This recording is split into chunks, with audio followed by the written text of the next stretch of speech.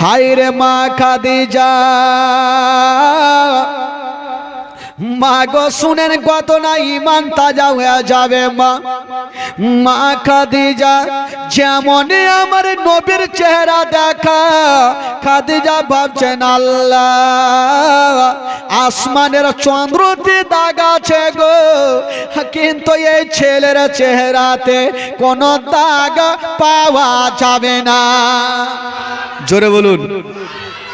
এত সুন্দর চেহারা মা খাদিজাতুল কুবরা আমার নবীকে দেখছেন আর ভাবছেন আল্লাহ এটা সাধারণ ছেলে হতে পারে না, কারণ এর ব্যবহার আচরণ ভালোবাসা সবটাই হচ্ছে আলাদা। তো মা খাদিজা ভাবছেন আমার দেখে তো লাভ হবে না, যেহেতু আমি তো বিয়ে করব না, 4টা সন্তান হারিয়েছি, 2টা স্বামী হারিয়েছি, দেখে আর কি করব। তো আমার নবীকে মাল দিলেন আর বললেন ওগো আলামিন যান, আপনি ব্যবসাতে যান। তবে মা খাদিজা ভাবছে আমি একাই পাঠাবো না, তো 2টা মেয়েকে ডাকলেন। একটার নাম ছিল খাজিমা আর একটা মাসারে তো পুরাতন গোলাম। দুজনকে বললো শুন তোরা এই আলামিনের সঙ্গে যা, রাস্তার মধ্যে যদি কোনো ঘটনা দেখো আমাকে এসে তোমরা বলিও। ঠিক আছে। আমার নবী আর 2টা মেয়ে খাদিজাতুল কুবরার মাল নিয়ে ব্যবসাতে যাচ্ছেন। কোন রাস্তায়? যে রাস্তাতে চাচার সঙ্গে ব্যবসাতে গিয়েছিলেন। বেরাদার বন্ধুরা চলতে আরম্ভ করেছেন, বাবা চলে যাচ্ছেন। মা হঠাৎ করে একটা বিশাল বড় জঙ্গলে পৌঁছে গেলেন। জঙ্গলে যাওয়া ওই 2টা মেয়ে বলছেন ওগো আলামিন আর আমরা চলতে পারি না, একটু গাছের তলাতে বসে যান, একটু আরাম করব, তারপরে আমরা চলতে লাগবো। আমার নবী একটা গাছের তলাতে বসেছেন বাবা, আর ওই 2টা মেয়ে একটা গাছের তলাতে বসেছেন। যেমন আমার নবী ওই গাছের তলাতে বসেছেন বাবা, দূর থেকে একজন রাঘেব দেখছেন বাবা গো কে গাছের তলাতে বসেছেন। রাঘেব একটা লোককে ডেকে বলল তাড়াতাড়ি করে যা আর ওই গাছের তলাতে যে বসে আছে তাকে নিমন্ত্রণ করে আসো। জোরে বলুন। একবার তো চাচার সঙ্গে নিমন্ত্রণ, আবার নিমন্ত্রণ। তো রাহেব ওই চট করে লোকটাকে পাঠালেন, ওই লোকটা চলে আসলো, এসে বলছেন আচ্ছা বলো তোমাদের মধ্যে মালিক কে আছে? তো 2টা মেয়ে যেহেতু দায়িত্ব করে নিয়ে এসেছেন, খাজিমা বলে এখনকার মতো আমরা মালিক আছি। বলে তোমরা যাবে কোথায়? বলে যাব মুলকে শাম। বলে মুলকে শাম যাওয়ার আগে ওই যে রাহেব তোমাদের নিমন্ত্রণ করে আছে, 2টা খাওয়া দাওয়া করে যাবে। বললো ঠিক আছে বাবা গো। রাঘেবের ওই লোকটা নিমন্ত্রণ দিয়ে চলে গেছেন। খাজিমা আমার নবীকে বলছেন ওগো আলামিন হুজুর যখন নিমন্ত্রণ করেছে চলুন না 2টা খাওয়া দাওয়া করবো তারপরে যাব। আমার নবী বলছে ঠিক আছে চলো। চলে গেছেন বাবা, খাওয়া দাওয়া শেষ হয়ে গেল। যেমন খাওয়া দাওয়া হইল মা রাঘে বলছে শুনো গো এই 12 বছর ছেলেটা কি বলে 25 বছর ছেলেটার মালিক কেটা আছে? 2টা মেয়ে বলল এখনকার মতো মালিক আমরা আছি। বলে ছেলেকে কোথায় নিয়ে যাবেন? বলল যাব মুলকে শাম। বলল খবরদার যেও না, এই জন্য যেও না এই ছেলেকে যদি নিয়ে যাও তবে জিন্দা ঘুরবে না। ওই 2টা মেয়ে বলল কেন? এই ছেলে কাউকে গালি দেয় না, এই ছেলে কাউরি কাঁচালে পা দেয় না, এই ছেলে কাউকে অন্যায় কথা বলে না, এই ছেলে গরিবদের সাহারা দেয়, এই ছেলে গরিবকে দেখতে যায়, এই ছেলেকে কেন ঘুরতে দিবে না? রাই বলছেন ওরে মেয়েরা শুনো এই ছেলেটা সাধারণ ছেলে নয়, এই ছেলেটা হলো শেষ জামানার নবী।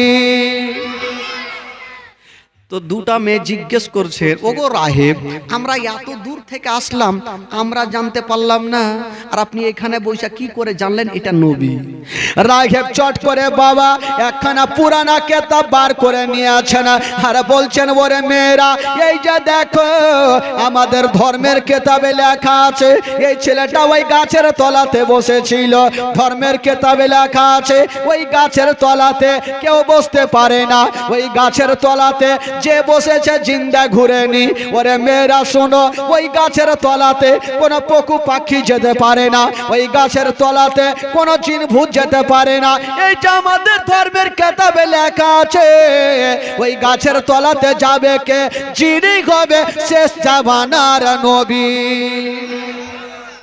ওই দুইটা মেয়ে ভয় পেয়ে গেল, এটা নবী হবে না, আর নিয়ে যাব না। বাবা গো, কাছের আবার ওই বুসরা শহরে বিক্রি করে কিন্তু বাড়ির দিকে রওনা দিচ্ছেন। আর ওই দিকে খাদিজা নবীকে ব্যবসাতে পাঠানোর পরে চোখ থেকে ঘুমটা হারিয়ে গেছে, কখন নবী আসবে। কিন্তু বেরাদার, খাদিজা একদিন রাত্রি বেলাতে শুয়ে আছেন, একটা স্বপ্ন দেখলেন। আর স্বপ্ন দেখার পরে মনটা উতালা হইল। এত সুন্দর স্বপ্ন দেখলাম, এ স্বপ্নের মানে কি হবে? স্বপ্ন এত সুন্দর, বাত নাই বলে কি সুন্দর, এর মানে কি হতে পারে? তো তখনকার যুগে একজন বিখ্যাত আলিম ছিলেন, কে জানেন? খাদিজাতুল কুবরার একটা চাচাতো ভাই, যার নাম ছিল ওয়ারকা বিন নাওফেল। উনার কাছে হাজির হইল, ডাক দিচ্ছেন, ভাইয়া গো তাড়াতাড়ি দরজা খুইল। দরজা খুলেছেন, দেখছেন খাদিজা। বলছেন, বহিন কি খবর? মা খাদিজা বলছেন, ভাইয়া গো আজকে একটা সুন্দর স্বপ্ন দেখলাম। কি স্বপ্ন বলো? বলছে, ভাইয়া গো স্বপ্ন তো দেখলাম, তার জন্য মানেটা জানতে আসলাম, আর মানেটা বলেন। বলছে, কি স্বপ্ন দেখেছো বলো? খাদিজা বললেন, ভাইজান আমি স্বপ্ন দেখলাম আকাশ থেকে ওই পূর্ণিমার চন্দ্র নেমে আমার আগিনায় চলে এসে। আগিনা কোনটাকে বলে? আঙনা, আঙনা ওই যে মানে চতুর্দিকে বাড়ির মিডিলে একটা ফাঁকা থাকে, ওইটাকে আঙনা বলে না? তো খাদিজাতুল কুবরা ভাবছেন, আকাশ থেকে চন্দ্র সূর্য নেমে আমার আঙনায় চলে আসলো। এই কথা যেমনই বলতে নাই, হায়রে ওয়ারকা বিন নাওফেল একটু মুস্কি মেরে হেসে গেলেন। তো খাদিজাতুল কুবরা ভাবছে, আমি টেনশন করছি, আর মানে কি হবে? ভাই আপনি হাসছেন কেন? ওয়ারকা বিন নাওফেল বলছেন, খাদিজা তোমার স্বপ্নের মানে খুবই সুন্দর। আচ্ছা কি একটু বলেন তো? খাদিজার মন তো মানছে না, স্বপ্নর মানে কি হবে না, যতক্ষণ শুনবো আবার মন শান্তি হবে না। বলছেন, খাদিজা তোমার স্বপ্ন যদি সত্য হয়, তোমার আর একটা বিয়ে হবে। মা খাদিজা বলছে, মাথা খারাপ, 4টা সন্তান হারিয়েছি, 2টা কি হারিয়েছে? স্বামী হারিয়েছি, আর জীবনে বিয়ে করবো না, আমার বয়স এখন 40 বছর। ওয়ারকা বিন নাওফেল বলছেন, খাদিজা তোমার সঙ্গে যার বিয়ে হয়েছিল ওইগুলা হইল সাধারণ ছেলে, এবার তোমার সঙ্গে যার বিয়ে হবে তিনি সাধারণ নয়, সেটা হলো খোদার নূরে তৈরি। কি বললে? খোদার নূরে তৈরি গয়ামার মোহাম্মদ রাসূল, খোদার নূরে তৈরি গয়ামার মোহাম্মদ রাসূল। ও ভয় করি না জাহান্নামে,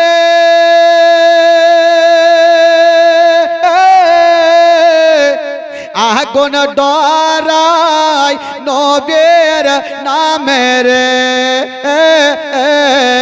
সে আগুন হবে ফল খোদার নূরে তৈরি গো আমার মোহাম্মদ রাসূল।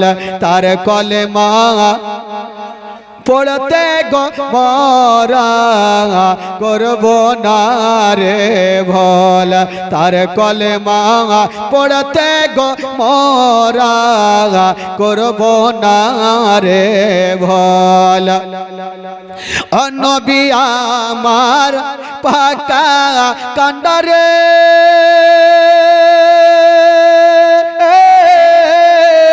শত হালে ছাড়বে তরি রে, তাই তো বসে আরাম করে হবে না নেকের সমতল খোদার নূরে তৈরি গো আমার মোহাম্মদ রাসূল তার কলেমা পড়তে গো মোরা করব না রে ভোল তার কলেমা পড়তে গো মোরা করব না রে ভোল ও যার আদেশে নামাজ পড়ে তার আদেশে রোজা রাখি গো রইব সুখে আদার গরে হবে না নেকের সমতল খোদার নূরে তৈরি গো আমার মোহাম্মদ রাসূল তার কলেমা পড়তে গো মোরা করব না রে ভুল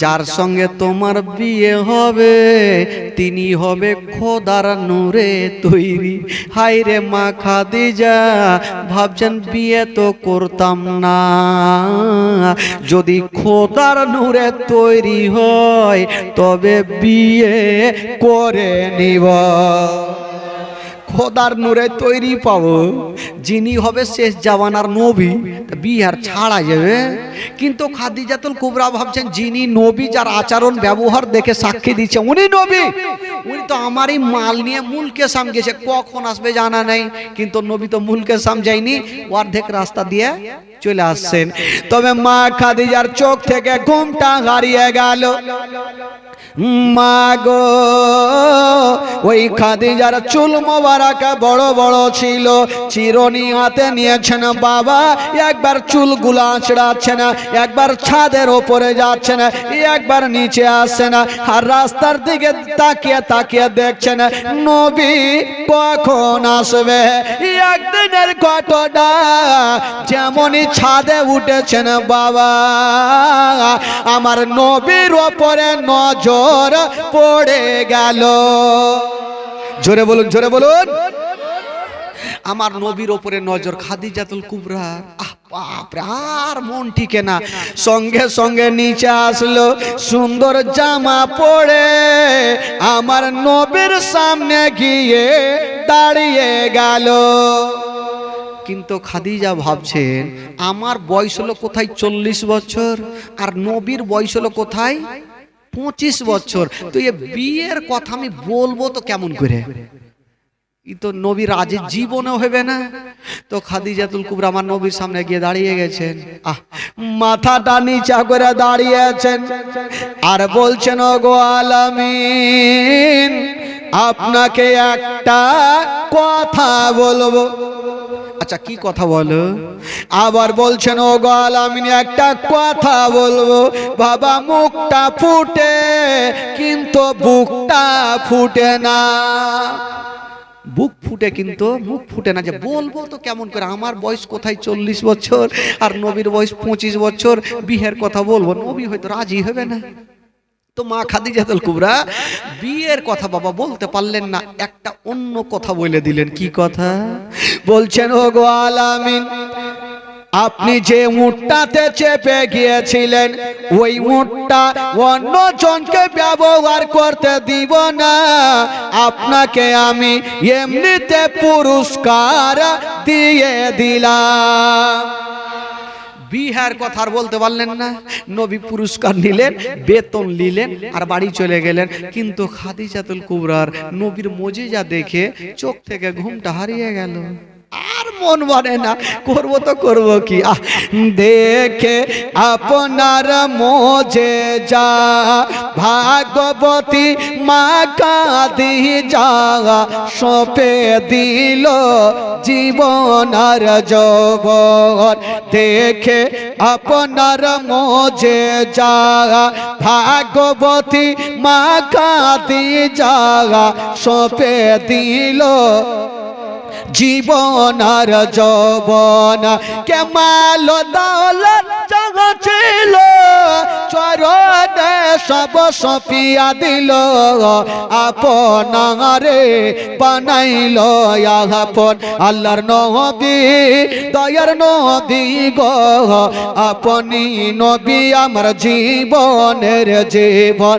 দয়ার নবী মায়ার নবী গো আপনি নবী আমার জীবনের জীবন আপনি নবী আমার জীবন সাথী অন্ধকার কবরের বাতি আপনি নবী আমার নির্দনী আর দহন আপনি নবী আমার জীবন সাথী অন্ধকার কবরের বাতি আপনি নবী আমার নির্দনী আর দহন কে রাহমাতাল লিল আলামিন আপনি উম্মতের জামিন কে রাহমাতাল লিল আলামিন আপনি উম্মতের জামিন গুনেহগার উম্মতের আপনজন আল্লাহর নবী দয়ার নবী গো আপনি নবী আমার জীবনের জীবন দয়ার নবী মায়ার নবী গো আপনি নবী আমার নয়নের নয়ন দেখিয়া হযরত বেলাল প্রেমেতে হইয়া মাতাল পাইল ও মায়ার জালা তোর দেখিয়া হযরত বেলাল প্রেমেতে হইয়া মাতাল পাইল ও মায়ার জালা তোন ও দেখে তাহার প্রেম বুকতে বেলালকে দিলেন মুক্তি ও দেখে তাহার প্রেম বুকতে বেলালকে দিলেন মুক্তি আপনারে বানাইল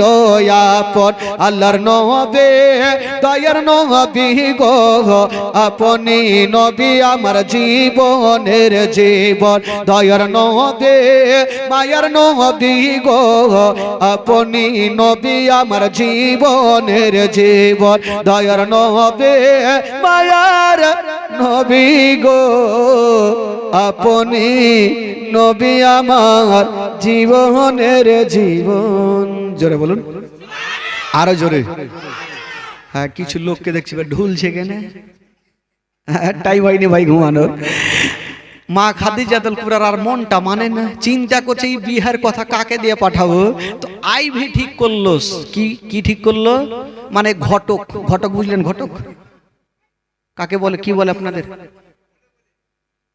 ঘটক কেউ বলে না যে দালাল আর ঘটকের হাইরে মজা ওই দিক থেকে ও লাট্টু লুঙ্গি এদিকে ও লুঙ্গি বিয়ে যারা লাগাই ওর খাতির বাতির খুব সুন্দর হয় তো মা খাদিজাতুল কুবরা ঘটক তৈরি করলো যে ঘটক না লাগাইলে বিয়ে হবে না তো একটা মেয়েকে ডাকলেন যে মেয়েটার নাম ছিল নাফিসা কি নাম বললাম নাফিসাকে ডাক বলছে হারে নাফিসা একটু জানা কোথায় গো মালকিন বলে একটু যাও আবু তালেবের কাছে গিয়ে উনার ভাতিজার জন্য আমার বিয়ের কথা বলে এসো নাফিসা বলছে আমাকে বেতন দিলেও ভালো নাও দিলে ভালো তোমার বিহার কথা বলতে যাব আবু তালেব দেরি করবে না আমার গলাতে তরবারি চালিয়ে দিবে কেন বলে তোমার বয়স কোথায় 40 4টা সন্তান হারা 2টা স্বামী হারা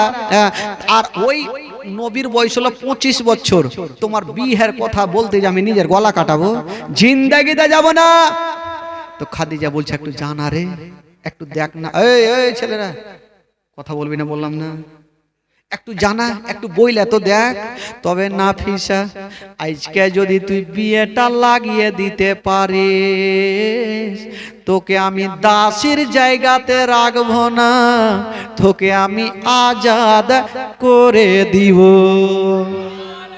তো তোকে দাসীর জায়গাতে রাখবো না। তো নাফিসা মনে মনে চিন্তা করলো একবার দেখি তো যাইয়া, রাজি তো হবে না, একবার যাইয়া দেখি।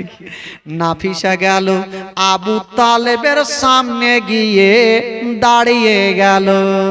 আবু তালেব বলছে নাফিসা, বলে কি হলো? বলে আচ্ছা নাফিসা বলো কেন এসছো? নাফিসা বলল হুজুর আমি আপনার কাছে আইসাছি। আরে এসছো তো দেখতে পাচ্ছি, কিসের জন্য বলো? আবার বলে হুজুর আপনার কাছে আইসাছি। ই রাগের মাথায় বলে এই কেন এসছো বলো? আবার বলছে আপনার কাছে আইছি।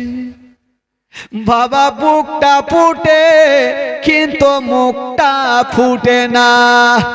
নাফিসা চিন্তা করছে বিয়ের কথা বলবো, যদি আবু তালেব রেগে যায় তাহলে তো মুশকিল হয়ে যাবে।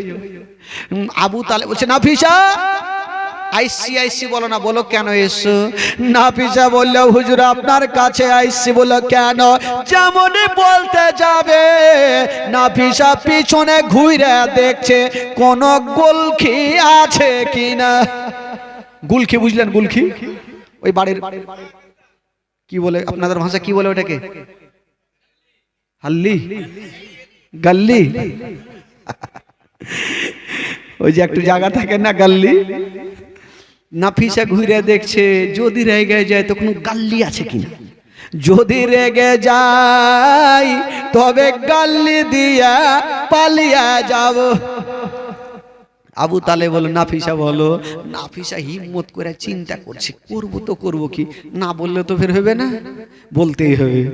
নাফিসা বলছে না হুজুর গো আমি আপনার কাছে এসেছি আপনার ভাতিজার জন্য বিয়ের প্রস্তাব লিয়া আমার মালিকিনী ওই খাদিজার সঙ্গে। যেমন এই কথা বলা আবু তালেব মাথায় হাত দিয়েছে আর বলছে নাফিসা তোমার কি বেরেনের তার কেটে গেছে? নাফিসা তোমার কি বেরেনের তার আছে না কেটে গেছে? বলে কেন? মা খাদিজাতুল কুবরা এত মাল সম্পত্তির মালিকিনী, এত টাকাওয়ালি পয়সাওয়ালি, আমার গরিব ভাতিজাকে বিয়ে করবে এটা আমার বিশ্বাস হয় না। নাফিসা বারকা করে নিঃশ্বাস নিয়েছে। কেন? জানতো মাসলো মানে কাজ হয়ে গেছে। যদি রাখতো তাহলে তো তরবারি চালিয়ে দিত। তার মানে রাজি। তো আবু তালেব বলল দেখো নাফিসা বিয়ের প্রস্তাব তুমি দিয়েছো, আমার ভাতিজাকে জানবো, আমার আরো ভাই আছে তাদেরকে জানবো, যদি তারা রাজি হয় তাহলে ঠিক আছে। বেরাদার বন্ধুরা নাফিসা সেখান থেকে চলে গেছেন। বাবা যেমন যেতে নাই মা ওই দিকে আবু তালেব আমার নবীকে ডাক দিয়েছে না, আমার নবীকে বলছে না ভাতিজা তোমার সঙ্গে বিয়ে দিব। কার সঙ্গে বিয়ে দিবেন? বলছেন ভাতিজা ওই খাদিজাতুল কুবরার সঙ্গে তোমার বিয়ে দিব। আচ্ছা বলো তুমি কি বলো? আমার নবী বলছেন চাচা গো আপনারা যা করবেন ভালো করবেন চাচা, আমার জন্য আপনারা খারাপ করবেন না চাচা। বাবা গো আমার নবী জানে চারটা সন্তান হারা মা, দুটা স্বামী হারা, তখন ছিল বয়স খাদিজাতুল কুবরা 40 বছর। আমার নবী একবারও না করলেন না বাবা। আমার নবী ভালো করে জানে আমার চাচা যা করবে ভালো করবে, কোনো খারাপ করবেন না বাবা। তবে বেরাদার বন্ধুরা আইরে আমার নবী পাক বিয়েতে রাজি হয়ে গেল। আবু তালেব সবাইকে ডাক দিলেন, সব ভাই বোনেরাকে নিয়ে বসে একটা ঠিক করলেন বাবা। আর ওই মা খাদিজাতুল কুবরার সঙ্গে আমার নবী পাকের বিয়ে হয়ে গেল। জোরে বলুন। আমার নবীর বিয়ে মা খাদিজাতুল কুবরার সঙ্গে কমপ্লিট। বাবা গো এবার বিয়ে তো হয়ে গেল, কিন্তু বেরাদার কিছু কিছু গরিব কি বলে মক্কা নগরের মেয়েরা একটা টেনশনে পড়ে গেল। কেন জানেন? যে আমরা খাদিজাতুল কুবরার সঙ্গে যখন গিয়েছিলাম, যখনই গিয়েছি পার্সে তো মুঠি বোঝাই করে আমাদেরকে দিয়ে দিয়েছে দান হিসাবে, কোনোদিন গন্তি করেও দেখেনি। আজকে তো উনার মালিক হয়ে গেল আলামিন, উনি দান করবে কি করবে না সেটা নিয়ে একটা টেনশন। মা খাদিজা বললেন ওরে মক্কার মেয়েরা শুনালাও শুনালাও, আমি কি দান করিব? আমার থেকে বেশি আমার স্বামী দান করে দিবে। কি করেছিলেন? আমার নবী যতগুলা ছিল মাল সম্পত্তি, সমস্ত মাল সম্পত্তি গরিব মিসকিনকে দান করে দিয়েছিলেন। জোরে বলুন সুবহানাল্লাহ, আরো জোরে বলুন সুবহানাল্লাহ। কেমন ছিলেন আমার নবীর ব্যবহার? বাবা গো, মা খাদিজাতুল কুবরার সঙ্গে আমার নবীর ঘর সংসার হইল। দিন যায় সময় কাটে, দিন যায় সময় কাটে, তবে বাবা গো ওই মা খাদিজাতুল কুবরা 15টা বছর আমার নবীর সাথে কাটিয়েছেন। বাবা আমার ভাইরা ও মা বোনেরা, তবে একটা কথা বলে দিরে বাবা, হাইরে মা খাদিজা আমার নবীকে এতই ভালোবেসেছেন বাবা, কোনোদিন কষ্ট দেয়নি, কোনোদিন দুঃখ দেয়নি। বাবা গো, আমার নবী যদি বাইরে যেতেন তবে খাদিজাতুল কুবরা বিছানায়, বাবা বিছানায় ঘুমাতেন না। কেন? এই জন্য ঘুমাতেন না, মা খাদিজা ভাবছে আমি যদি ঘুমিয়ে যাই তবে আমার স্বামী, আমার মাথার তাজ আমাকে বাইরে থেকে ডাক দিবে, একই ডাকাতে আমার ঘুমটা না ভাঙতে পারে। এই জন্য মা খাদিজা দরজার পাশে দাঁড়িয়ে থাকতেন। আমার নবী একবার যখনই ডাক দিতেন ওই খাদিজা সঙ্গে সঙ্গে দরজা খুলে দিতেন। জোরে বলুন।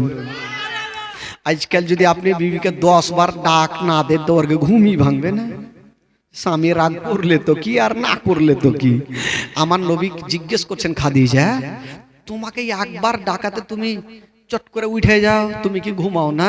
বলছেন ওগো আমার মাথার তাজ, ইয়া রাসূলুল্লাহ, ইয়া হাবিবাল্লাহ, আমি যদি ঘুমিয়ে যাই আর যদি আপনার এক ডাকে ঘুমটা না ভাঙে, হুজুর আপনার মনে তো দুঃখ হবে, আপনি কষ্ট পাবেন। হুজুর আপনাকে যদি কষ্ট দিই আমার আল্লাহ নারাজ হয়ে যাবে। এই জন্য হুজুর আমি পিঠটা লাগাই না, আমি দরজার পাশে দাঁড়িয়ে থাকি, আপনি একবার ডাকাতে আমি সঙ্গে সঙ্গে দরজা খুলে দিই। বেরাদার বন্ধুগণ, বাবাজি কতটা ভালোবেসেছেন, কতটা মহব্বত করেছেন মা খাদিজাতুল কুবরা। সুবহানাল্লাহ। আমার নবী পাক সাল্লাল্লাহু তাআলা সাল্লাম বিবি খাদিজাতুল কুবরাকে ভালোবেসেছেন। দিন যাই সময় কাটে, এই করতে করতে আমার নবীর বয়স হয়ে গেল 40 বছর। জোরে বলুন সুবহানাল্লাহ। কত বছর হইল? 40 বছর। এই 40 বছর বয়সে, আচ্ছা বলুন তো, সর্বপ্রথম আমার নবীর কালেমা পড়েছিল কে গো? ছেলেদের মধ্যে সর্বপ্রথম কালেমা পড়েছিল আবু বকর সিদ্দিক রাদিয়াল্লাহু তাআলা আনহু, আর মেয়েদের মধ্যে সর্বপ্রথম আগে কলমা পড়েছিল মা খাদিজাতুল কুবরা রাদিয়াল্লাহু তাআলা আনহা, আর ছোটদের মধ্যে কলমা পড়েছিল হযরতে বেলাল রাদিয়াল্লাহু, হযরতে শেরে খোদা আলী রাদিয়াল্লাহু তাআলা আনহু, আর গোলামদের মধ্যে সর্বপ্রথম আগে কলমা পড়েছিলেন হযরতে যায়েদ রাদিয়াল্লাহু তাআলা আনহু। বাবা গো, তবে একটা জিনিস, এই যে আবু বকর আমার নবীর কলেমা পড়লেন, আচ্ছা আমার নবীকে আবু বকরের কাছে গিয়েছিলেন না আবু বকর এসে আমার নবীর কলমা পড়েছেন? কোনটা বলুন?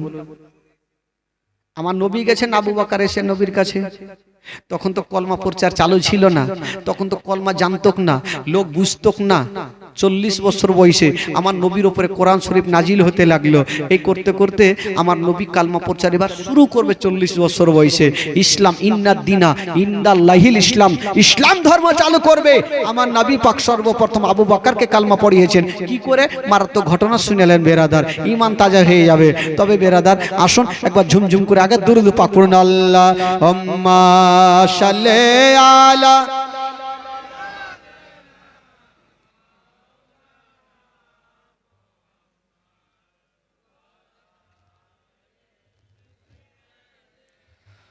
ওয়ালা আলে সাইয়্যিদানা মাওলানা মুহাম্মদ সাল্লাল্লাহু তাআলা আলাইহি ওয়াসাল্লাম। একবার গোটা মাজমা হাত তুলে বলুন তো সুবহানাল্লাহ। আরো জোরে বলুন ইয়া রাসূলুল্লাহ। আপনাদের ঘুম পাচ্ছে নাকি বাবা? পাচ্ছে না তো? মাশাআল্লাহ। দেখেন তো, এরকম না বসে থাকলে ভালো লাগবে? বক্তা বসে থাকবে, আপনারা বসে থাকবেন, তো বক্তাকে বলতেও ভালো লাগবে আর আপনাদেরকে শুনতেও ভালো লাগবে। তবে বাপরে, তেরা মুখ কেতে চল রে, চুপ। তো আমার নবী কেমন ছিলেন বাবা। তবে চলুন একটু মদিনা থেকে ঘুরে আসি, আপনাদের একটু মনটাকে চাঙ্গা করে দিই, কারণ 12টা বেজে গেলে ভাই বুঝতে পারছেন লোকের 12টা বেজে যায়। হ্যাঁ, তো আপনাদের মনটা চাঙ্গা করি। তারপরে আবু বকর সিদ্দিক আমার নবীর কাছে কি করে পৌঁছে গেল, কি করে কলমা পড়লেন, এই ঘটনাটা আপনাদের সম্মুখে বলবো ভাই। চলুন আমার সঙ্গে গোটা মাজমা একটু মদিনা চলুন। আমার ভালো লাগে না আমি, জোরে বলবেন, আমার ভালো লাগে না আমি যাব মদিনা, আমার ভালো লাগে না আমি যাব মদিনা, মদিনাতে না গেলে মন শান্তি হবে না, আমার ভালো আমার ভালো লাগে না আমি যাব মদিনা, আমার ভালো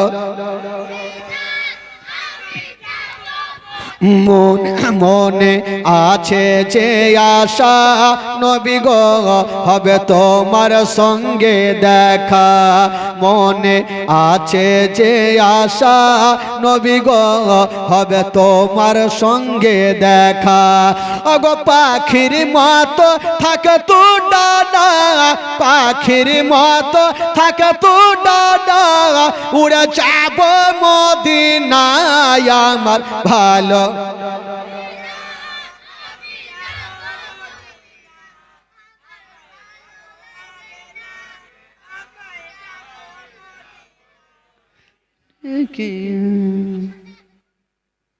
এতগুলা বৈশা থেকে এরকম আওয়াজ হবে?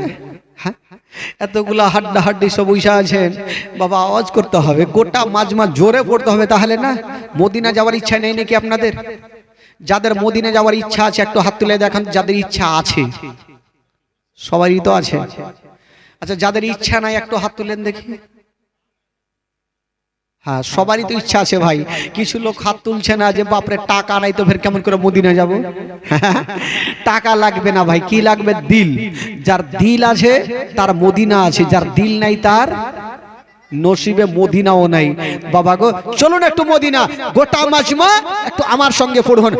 আমার ভালো লাগে না আমি, আমার ভালো লাগে না আমি মদিনাতে না গেলে মন শান্তি হবে না, আমার ভালো আমার ভালো লাগে না আমি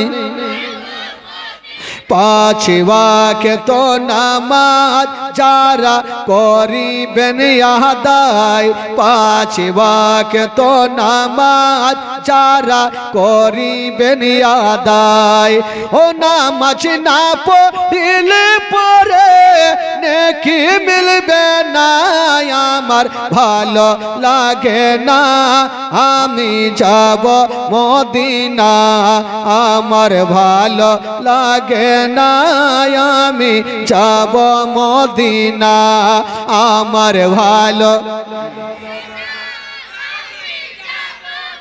তাফাজুল ইসলাম আজ জীবনী করে, তাফাজুল ইসলাম আজ জীবনী করে, এই জীবনী না শুনলে নেকি মিলবে না, আমার ভালো লাগে না আমি জোরে জোরে আমার ভালো।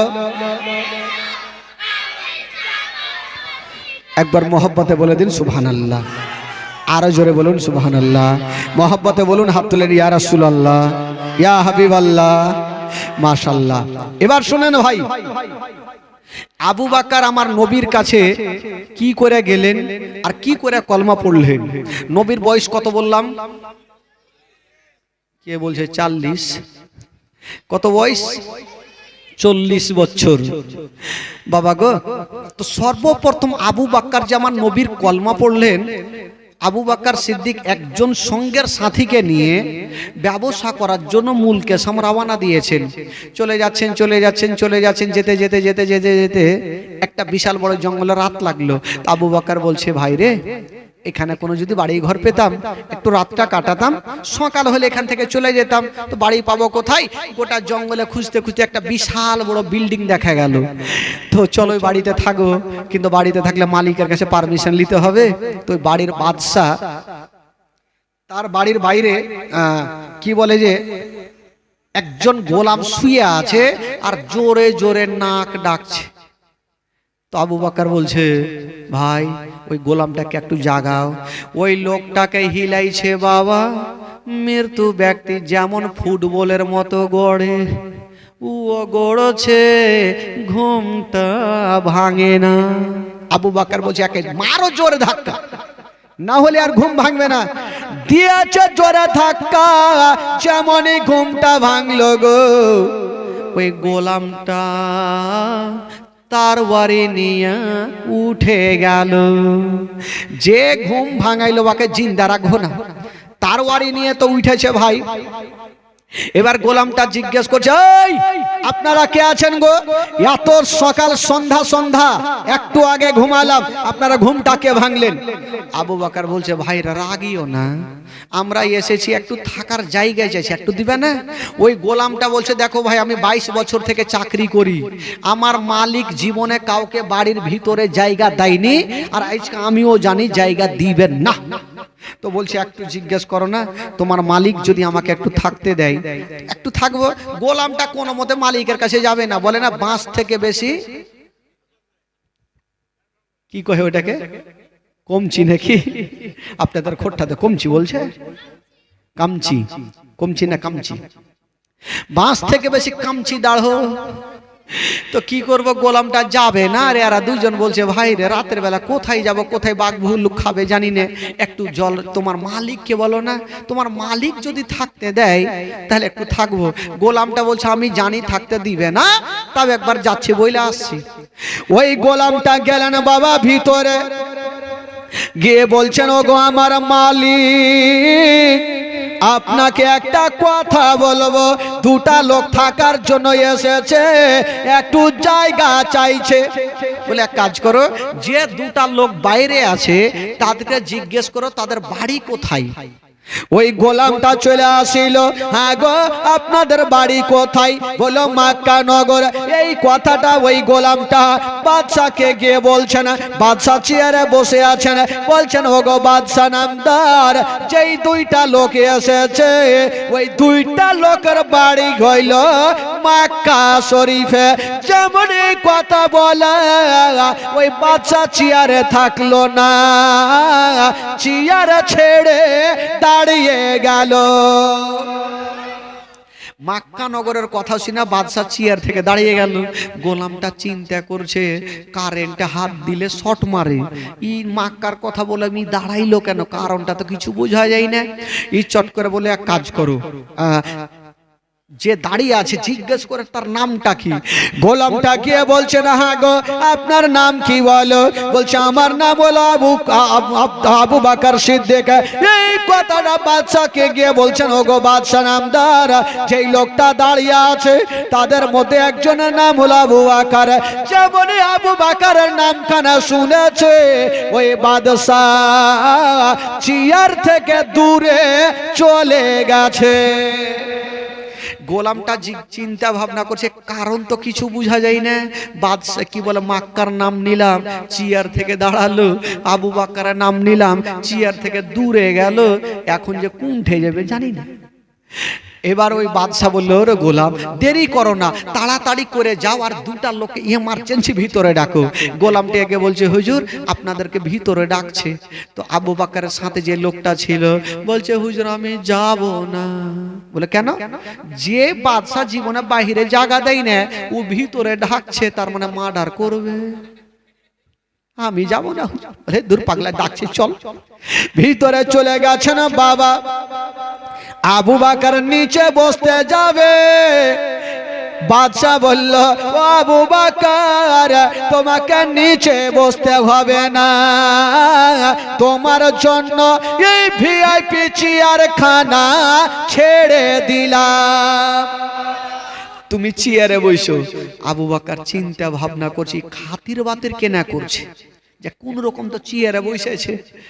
বাদশা বলল, কে আছো গো, তাড়াতাড়ি করে যাও আর সুন্দর করে ওই বিছানা বিছিয়ে দাও, ফুল নিয়ে সাজিয়ে দাও, ভালো চাদর দিয়ে দাও। বাবা গো ভালো বিছানা করে দিয়েছে না, আর বলছেন ও গো আবু বকর, তুমি যাও ওই ভিআইপি বিছানায় চলে যাও। আবু বকর সঙ্গের সাথীকে নিয়ে ওই বিছানায় চলে গেছেন। আবু বকরের সাথে যে লোকটা ছিল উচ্চট করে ভিতর থেকে দরজা লাগিয়ে দিয়েছে। আবু বকর বলছে, হারে দরজা কেন লাগালি? বলছে, হুজুর মনে পড়লো একটা কথা, তার জন্য লাগাইনি। বলে, কি কথা? বলে, হুজুর যখন কুরবানির চাঁদ উঠবে, গরুকে কত আদর যত্ন করবে, গোসল দেওয়াইবে, ফুল দিয়ে মালা পড়াইবে, সকাল যখন হইবে হুজুর এখন আদর করছে, সকাল হইলে কুরবানি করবে। কথা চলছে আর ওইদিকে বাদশা বলল, যাও ওই আবু বকরকে ডাইকা আনো। ওই গোলামটা দরজা খটখটাইছে। আবু বকরের সাথে যে লোকটা ছিল বলল, হুজুর দেখেন ইসরাইল চলে আইলো। ইসরাইল চলে এসছে। হুজুর আমি দরজা খুলব না। বলে, হাত খুলো। আমি খুলবো না। ওই লোকটা কোনো মতে দরজা খুলতে যাবে না। আবু বকর গেল, দরজাটা খুলেছে। দরজা খুলে ওই গোলামটা দেখছে দুটা লোক ছিল, একজন আছে আর একটা কই। ওই লোকটা ভয়ে চোখের তলে ঢুকে গেছে, ভাবছে আমি যাব না। আবু বকর বলছে, কোনটা আছিস? বলে, হুজুর আমি যাব না, আগে আপনি যান, আগে আপনাকে কুরবানি করবে, হয়তো তারপরে ডাকবে। এই ফাঁকে একটু সুযোগ পাবো, ফাঁকা পাইলে ভাই গে যাব। আবু বকর বলছে, ঠিক আছে। আবু বকর তো চলে গেছে ভাই, গোলামটা ভিতর থেকে আবার দরজা লাগিয়ে দিয়েছে, চলে তো গেল। বাদশা কি করলেন? আবু বকরকে সিদ্দিককে কি বলছেন দেখেন। ওই বাদশা বন্ধুরা আবু বকরকে চেয়ারের উপরে বসিয়ে দিয়েছেন, আর ওই বাদশা একখানা পুরানা কিতাব বার করে নিয়ে একটা করে পাতা উল্টাচ্ছেন। আবু বকরের চেহারার দিকে দেখছেন, একটা পাতা উল্টাচ্ছেন। আবু বকরের পেটের দিকে দেখছেন, একটা পাতা উল্টাচ্ছেন। আবু বকরের মাথার দিকে দেখছেন, একটা পাতা উল্টাচ্ছেন। আবু বকরের পায়ের দিকে দেখছেন, একটা পাতা উল্টাচ্ছেন। আবু বকরের হাতের দিকে দেখছেন। আবু বকর বলছেন, ওগো বাদশাহ, আপনি একটা করে পাতা উল্টাচ্ছেন, আমার চেহারার দিকে দেখছেন কেন? এর কারণটা কিছু বোঝা যায় না। আপনি একটা করে পাতা উল্টাচ্ছেন, আমার দিকে দেখছেন কেন? ওই কি বলে বাদশা আল্লাহওয়ালা বলছে না, ও গো আবু বকর বলো, আচ্ছা বলো মক্কা নগরে মুহাম্মদ সাল্লাল্লাহু আলাইহি সাল্লাম বলে কেউ আছে? বলে হ্যাঁ আছে। আচ্ছা বলো তার মায়ের নাম কি আমেনা? বলে জি হুজুর। বাবার নাম কি আব্দুল্লাহ? বলে জি হুজুর। দাদার নাম কি আব্দুল মুত্তালিব? বলে জি হুজুর। চাচার নাম কি আবু তালেব? বলে জি হুজুর। ওই রায়ে বলছেন, ও গো আবু বকর, এই যে আমাদের ধর্মের কিতাবে লেখা আছে, যার নাম হবে মোহাম্মদ, মায়ের নাম হবে আমেনা, বাবার নাম হবে আব্দুল্লাহ, চাচার নাম হবে আবু তালেব, আর কি বলে দাদার নাম হবে আব্দুল মুত্তালিব। ওই নবী যখন 40 বছর বয়স হবে তখন ইসলাম প্রচার চালু করবে, আর ওই ইসলাম প্রচার যখন শুরু করবে সর্বপ্রথম কালেমা পড়বে, যার নাম হবে আবু বকর, যার নাম হবে আবু বকর। আবু বকর, আচ্ছা বলো তোমার বয়স কত? আবু বকর বলছে না, ওগো বাদশাহ, আমার থেকে ওই নবী হলো 1 বছরের বড়। বলে তোমার বয়স কত? বলে আমার বয়স হলো 39 বছর। তাহলে নবীর বয়স হবে 40 বছর। ওগো আবু বকর, দেরি করো না, তাড়াতাড়ি করে বাড়ি চলে যাও, আর নবীর কালেমা পড়ে তুমি মুসলমান হয়ে যাও। আবু বকর দেরি করলেন না, সঙ্গের সাথীকে নিয়ে বাড়ির দিকে রওনা দিলেন। বাবা তবে ওই খানকাতে এত ঘটনা ঘটলো, আবু বকর কাউকে বললেন না, চলে যাচ্ছেন। যেতে যেতে রাস্তাতে রাত লাগলো, একটা গাছের তলাতে কালো কম্বল গায়ে দিয়ে শুয়ে গেল। ঘুমের মধ্যে একটা স্বপ্ন দেখলেন, আকাশের পূর্ণিমার চন্দ্র নূরের টুকরা এসে আবু বকরের চাদরে ঢুকে গেল আর গায়েব হয়ে গেল। আর এই চন্দ্রকে খুঁজতে গিয়ে ঘুমটা ভাঙলো। আবু বকরের স্বপ্নের কথা কাউকে বললেন না। চলে যাচ্ছেন বাড়িতে, বাড়ি গিয়েছেন বাবা, নবীকে বাড়িতে পাওয়া গেল না। কোথায় ছিল আমার নবী পাক? একটা পাহাড়ের উপরে দাঁড়িয়ে আছেন। আবু বকর চলে যাচ্ছেন, আমার নবীকে লক্ষ্য করে চলে যাচ্ছেন। একটু কাছাকাছি হয়েছেন বাবা, আমার নবী ইশারা করছেন, আবু বকর চলে এসো, আমি তোমারই জন্য অপেক্ষা করতেছি। আবু বকর চিন্তা করছেন, নবী আমার জন্য অপেক্ষা করছেন। আবু বকর চলে গেল। আমার নবী বলছেন, আবু বকর আচ্ছা তুমি তো এসছো, আচ্ছা কলেমা পড়ে মুসলমান হয়ে যাও। আবু বকর বলছেন, ইয়া রাসূলুল্লাহ কলেমা তো পড়বো, তার জন্য এসেছি। আপনি হচ্ছেন দোজাহানের বাদশা, আপনি হচ্ছেন নবী, নবী গো একটা কিছু মুজিজাগুলা দেখান, তারপরে কলেমা পড়বো। আমার নবী বলছেন, আবু বকর আমি কি তোমাকে শোনাবো? পা থেকে মাথা পর্যন্ত ওই খানকার রাহিব তোমাকে সব বলে দিয়েছে, আমাকে কেন জিজ্ঞাসা করো?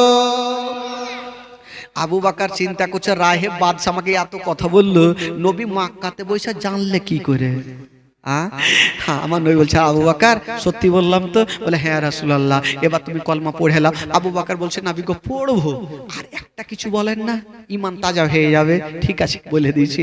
আমার নবী বলছেন, আবু বকর ওই বাচ্চার কাছ থেকে আস্তে আস্তে রাস্তাতে তোমার রাত্রি লাগলো, একটা গাছের তলাতে কালো কম্বল গায়ে দিয়ে শুয়ে গেলে, একখানা নূরের টুকরা তোমার চাদরের মধ্যে ঢুকেছিল, ঢুকে কোথায় গায়েব হয়েছিল?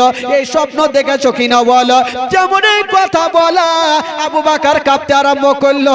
আল্লাহ গো এটা না হয় আল্লাহ ওয়ালা রহে বলল, এটা কেউ বলেনি, আমি জানি, আমার মন জানে, সত্যি নূরের টুকরা এসে আমার চাদরের মধ্যে ঢুকে গেল। এটা খবর জানলো কি করে?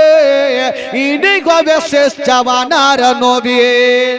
আবু বকর বলছেন, ইয়া রাসূলুল্লাহ ইয়া হাবিবাল্লাহ, নবী গো আমি আবু জেলের কথা শুনবো না, উতবা সাহেবের কথা শুনবো না, আবু লাহাবের কথা শুনবো না।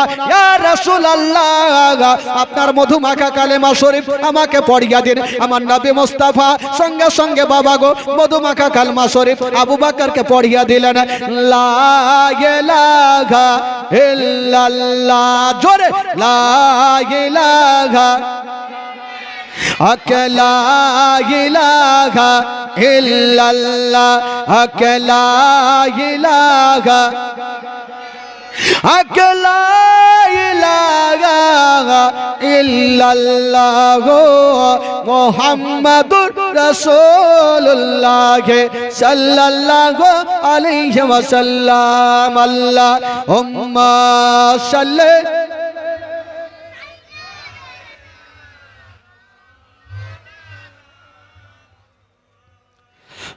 আলা আলে সাইয়্যিদিনা ওয়ালা আলে সাইয়্যিদিনা মাওলানা মুহাম্মদ সাল্লাল্লাহু তাআলা আলাইহি ওয়াসাল্লাম। একবার জোরে বলুন তো সুবহানাল্লাহ, আরো জোরে বলুন। আচ্ছা এবার শেষ করে দিই ভাই, যেহেতু রাত্রি 1টা বেজে গেল, আবার তো সামনে রাত্রে বুঝতে পারছেন অনেক রাত পর্যন্ত থাকতে হবে। তবে কি হলো? আচ্ছা যারা শুনবেন না একটু হাত তুলেন তো। তার মানে বাড়ি চলো, ও হাত তুলেছে।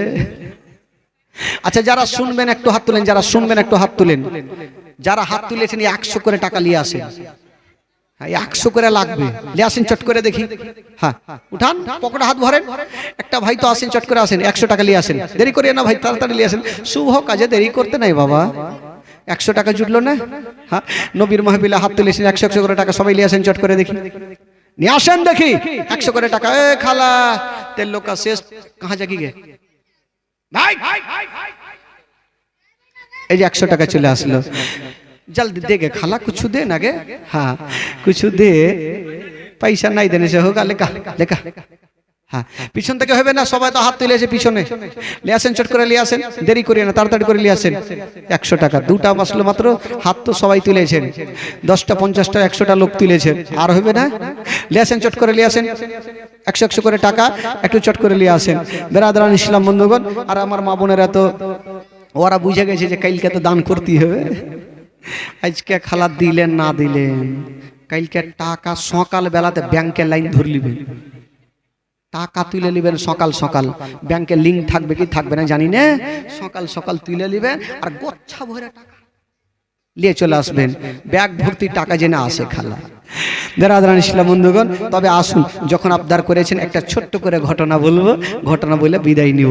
বেরাদরান ইসলাম বন্ধুগণ, বুঝতে পারছেন আমাদের কন্টিনিউ প্রোগ্রাম তো, কত বলবো কত ছাড়বো, আমাকেও জানটাও তো দেখতে হবে, কারণ এই যে মাইকে 2.5 ঘন্টা 2 ঘন্টা চিল্লা, মানে বিশাল একটা ব্যাপার।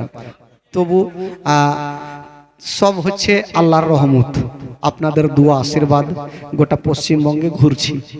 তবে আসুন একটা ঘটনা বলবো ইনশাআল্লাহুল আজিজ, আসুন গোটা মাজমাকে দরুদ পাক পড়ুন, আল্লাহুম্মা সাল্লি আলা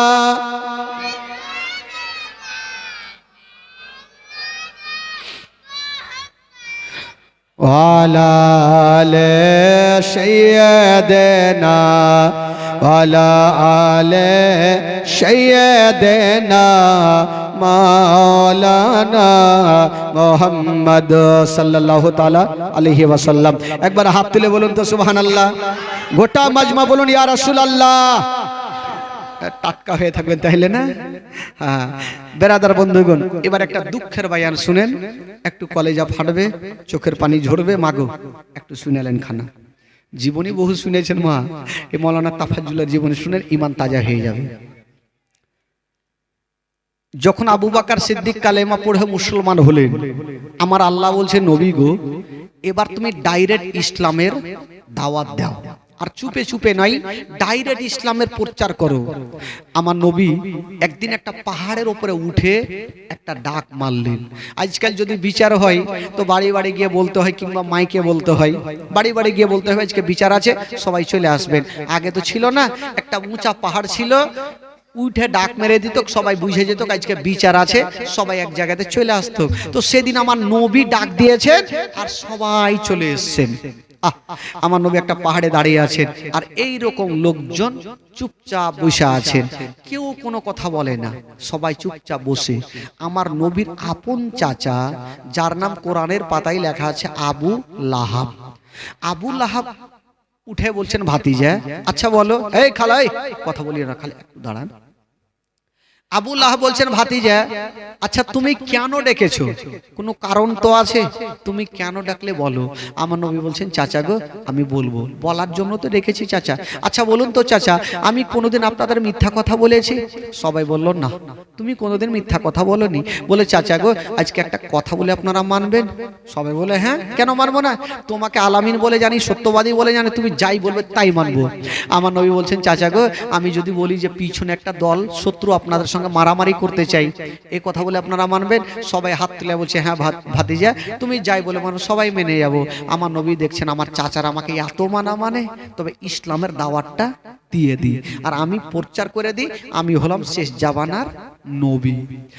আমার নবী বলছেন চাচা গো, আপনারা যখনই এতই মানা মানেন চাচা, তবে এটাও মেনে জানগো চাচা, আপনারা মূর্তির পূজা করা ছেড়ে দিয়া, চাঁদের পূজা করা ছেড়ে দিয়া, সূর্যের পূজা করা ছেড়ে দিয়া, চাচা গো এক আল্লাহকে মেনেলেন গো চাচা, যে আল্লাহ বিনা খুঁটির খাম্বার দাঁড়াতে আসমানটাকে ছাদের মতো করে রেখেছেন, আর জমিনটাকে বিছানার মতো বিছিয়েছেন।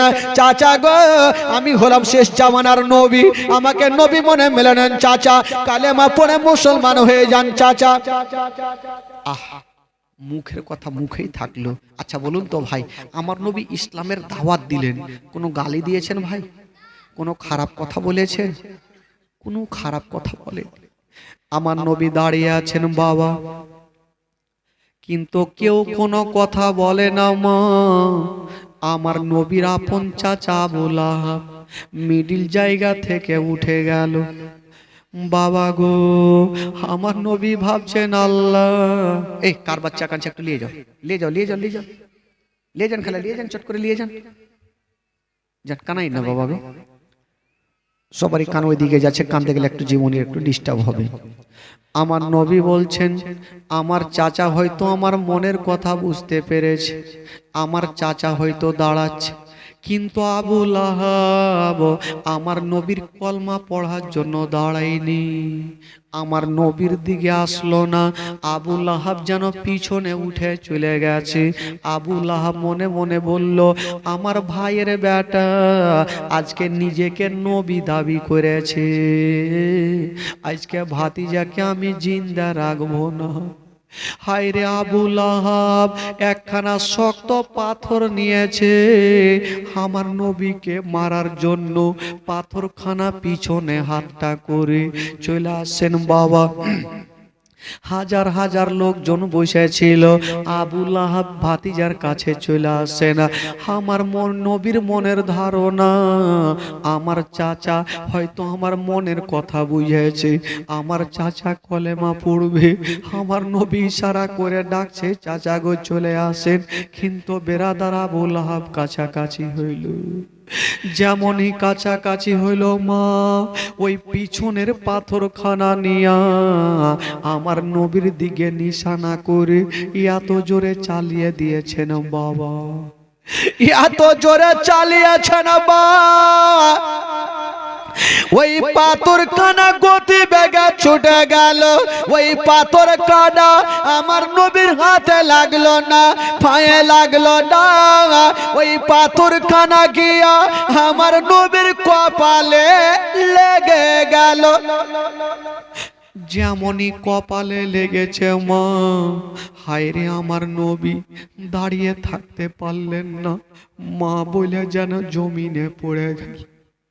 যেমনই মা বলে পড়েছে, মার কথা মনে হয়ে গেল, আল্লাহ আজকে যদি আমার মা থাকতো, একটু কাপড় পুড়িয়ে আমার কাটা জায়গাতে লাগাতো, আব্বা যদি থাকতো আমাকে ডক্টরের বাড়ি নিয়ে যেত, আল্লাহ গো আমার আপন চাচা হয়ে আমাকে পাথর মেরে দিল। হায় রে আমার নবী পাক যেন জমিনে পড়ে গেছে না বাবা, আরে কপাল পেটে গিয়া রক্ত যেন ঝরঝর করে ঝরা যায়। মা গো, একটা মুরগির গলা কাটলে যেমন রক্ত যায়, নবীর মাথা কপাল দিয়া ঝরঝর করে রক্ত ঝরে যাচ্ছে। আমার নবী রক্ত মাটিতে পড়তে দিচ্ছেন না, আমার নবী নিজের জামাতে রক্ত গুলাকে নিচ্ছে বাবা। হায় রে আমার নবীর সাদা জামা রক্ততে লাল লাল হয়ে গেল। কিন্তু কত কথা বলবো ভাই, এই ঘটনা যখন বইয়ে পড়েছিলাম চোখের পানি ধরে রাখতে পারিনি মা। যখন আমার নবীকে পাথর মেরেছে সবাই পালিয়ে গেছে, কেবল দুটা লোক এখন পর্যন্ত পালাইনি। কে দুটা? একটা ছিল আবু জেহেল আর একজন ছিল নবীর চাচা আবু লাহাব। আবু জেহেল বলছে, ওরে আবু লাহাব তুমি কেমন করে পাথর মারলে, এই এই তুমি কেমন করে পাথর মারলে? এখন তো নবী দুনিয়াটা ছাড়েনি। নবী মা মা বলে কাঁদতে ছিল। আবু জেহেল বলছে, আবু লাহাব নবীকে বাঁচিয়ে রাখা যাবে না, আরো নবীকে কষ্ট দিতে হবে। নবী কপালে হাতটা দিয়েছে, কপালের জায়গা দিয়ে ঝরঝর করে রক্ত পড়ে নবীর সাদা জামা যেন লাল লাল হয়ে গেল। হায় রে আমার নবী সহিতে পারে না, জমিনে পড়ে আছে মা। যেই নবী কোনোদিন অন্যায় কথা বলেনি, যে নবী কাউকে গালি দেয়নি, আজকে নবী আমার ডুগরে ডুগরে কাঁদছে। আবু জেহেল বলল, আবু কি বলে আবু লাহাব তুমি দেরি করো না, নবী কারো মারতে হবে, কষ্ট দিতে হবে, তুমি একটা গামছা নিয়ে চলে আসো। একখানা গামছা নিয়ে আসা হইল।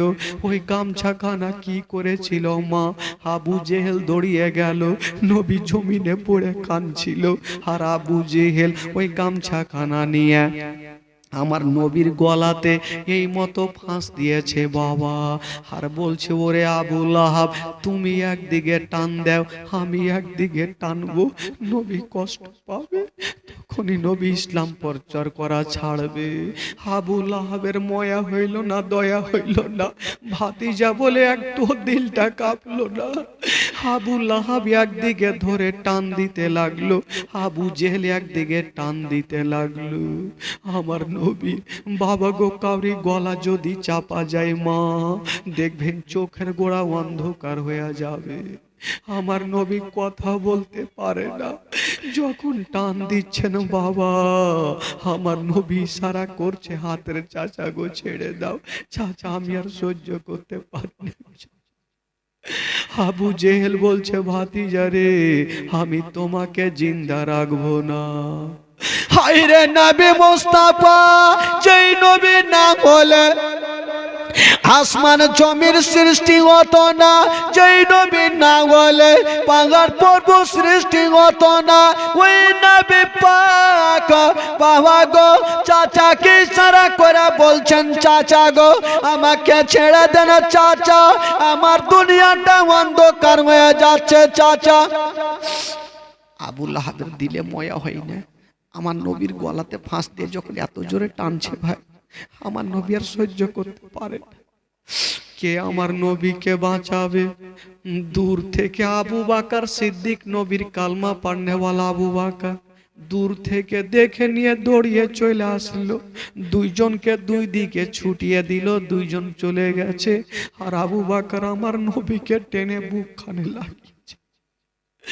আমার নবী বলছে কে আছো গো, আমাকে বুকে কে লাগালে বলো? আমার মা নেই যে আমার মা আমাকে বুকে লাগাবে, আমার আব্বা নেই আমার আব্বা আমাকে বুকে লাগাবে, আজকে কে আমাকে বুকে লাগিয়েছো? আবু বকর বলছেন ইয়া রাসূলুল্লাহ ইয়া হাবিবাল্লাহ নবী গো আমি আপনার কলমা পড়নেওয়ালা আবু বকর আপনাকে বুকে লাগিয়েছি। আবু বকরকে আমার নবী বলছেন আবু বকর রে, আবু বকর আমি সহ্য করতে পারি না, আবু বকর রে আমার কপাল থেকে রক্তটা বন্ধ হয় না, আবু বকর তুমি হাতখানা দাও। আবু বকর নিজের হাতখানা আমার নবীর কপালে দিয়েছে, কিন্তু হাতের ফাঁক দিয়ে টস টস করে যেন আবার রক্ত ঝরে যাচ্ছে। আবু বকর বলছেন ইয়া রাসূলুল্লাহ আপনার রক্ত বন্ধ হয় না, আবার চেপেছেন বাবা রক্তটা বন্ধ হইল। আমার নবীকে আবু বকর বুকে নিয়ে আছেন। আল্লাহ গো আল্লাহ গো আমি নবীর কষ্ট সহ্য করতে পারি না, আল্লাহ গো যদি আমি পাশে থাকতাম তবে ওই পাথরখানা আমার নবীকে লাগতে দিতাম না, ওই পাথরখানা দরকার হইলে আমি নিজের কলেজাতে নিয়ে নিতাম। হায়রে আবু বকর আমার নবীকে ধরেছেন বুকে, বলছেন ইয়া রাসূলুল্লাহ এখন কি করবেন নবী গো? বেরাদার বন্ধুরা আজকাল যদি কেউ কাউকে কষ্ট দেয় মা তখন তার জন্য যেন বাদদুয়া কইরা দেয়। আমার নবী কেমন ছিলেন? নবী হচ্ছে রাহমাতাল লিল আলামিন। আমার নবী বলছেন আবু বকর আমাকে কেউ কষ্ট দেয়নি, আমার চাচা আমাকে কষ্ট দিয়েছে। আবু বকর রে আমার চাচার জন্য আমি বাদদুয়া করব না, আবু বকর রে আমি আমার চাচাকে চাচা বলে ক্ষমা করে দিলাম। জোরে বলুন। আমার নবী বলছেন আল্লাহ আমার চাচা আমাকে কষ্ট দিয়েছে, আমি আমার চাচাকে চাচা বলে ক্ষমা করে দিলাম। আমার আল্লাহ বলছেন নবী গো তোমার চাচা হতে পারে তুমি ক্ষমা করে দিতে পারো, আমি আল্লাহ সহ্য করব না। আল্লাহ বলছেন ওরে আবু লাহাব যেই হাত দিয়ে তুই আমার নবীকে কষ্ট দিয়েছিস, যেই হাত দিয়ে তুই নবীকে দুঃখ দিয়েছিস, সেই সময়তে একখানা সূরা নাজিল হয়েছিল।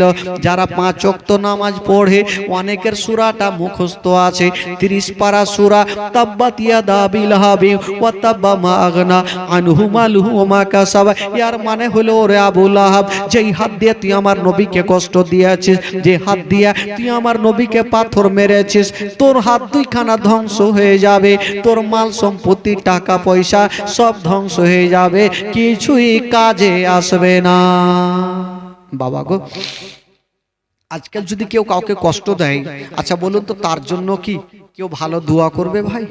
কখনোই করবে না, তার জন্য খারাপ দোয়া করবে। কিন্তু আমার নবী হচ্ছে রহমতের ভান্ডার, রহমাতুল লিল আলামিন। আমার নবী বলেছেন, আল্লাহ গো আমার চাচা আমাকে কষ্ট দিয়েছে, আমি আমার চাচাকে চাচা বলে ক্ষমা করে দিলাম। বাবা গো, আমার আল্লাহ বলছেন না আমি সহ্য করব না, আমি আল্লাহ যেই হাত দিয়ে আমার নবীকে কষ্ট দিয়েছিস, তোর হাত দুখানা ধ্বংস হয়ে যাবে, তোর মাল সম্পত্তি টাকা পয়সা সব ধ্বংস হয়ে যাবে, কিছুই কাজে আসবে না। তবে এখানে একটা কথা আছে ভাই, আবু লাহাবের দুটা বেটির সঙ্গে কি বলে, আবু লাহাবের দুটা বেটার সঙ্গে আমার নবীর দুটা বেটির বিয়ে হয়েছিল। এখানে অনেক ঘটনা আমি ছাড়লাম, হয়তো 5 দিনের জীবনীতে বলা যায় না। আমার নবীর দুটা বেটির সঙ্গে আবু লাহাবের দুটা বেটার বিয়ে হয়েছিল। তো আবু লাহাব একদিন ডাকলো কাকে, আমার নবী কি বলে ওই নিজের বেটাগুলাকে, এ বেটারা একটু আমার কাছে আসো। বেটারা চলে আসলো, হারে বেটা আমি দুনিয়া থেকে চলে যাওয়ার পর আমার জায়গা জমির ভাগ কেটা লিবে? বলে কে লিবে মানে আমরা লিব। বলছে দেখ বেটা, যদি তোরা লিস আমি যেটা কথা বলবো সেটা তোদেরকে মানতে হবে। বলে হ্যাঁ মানবো। বলে এই যে তোরা নবীর দুটা বেটিকে এক্ষুনি তালাক দিয়ে দে। বেটাগুলা ভাবলো হাই এত সুন্দর বিবি তালাক দিয়ে দিব, বাপের অর্ডার হয়েছে তালাক দিতেই হবে, না হলে তো জায়গা জমির ভাগ পাবো না। একটা বেটা ভালোভাবে তালাক দিলেন যেইভাবে সমাজে তালাক দিতে হয়, আর একটা বেটা আমার নবীর নাম ধরে গালি দিয়ে তালাক দিলেন।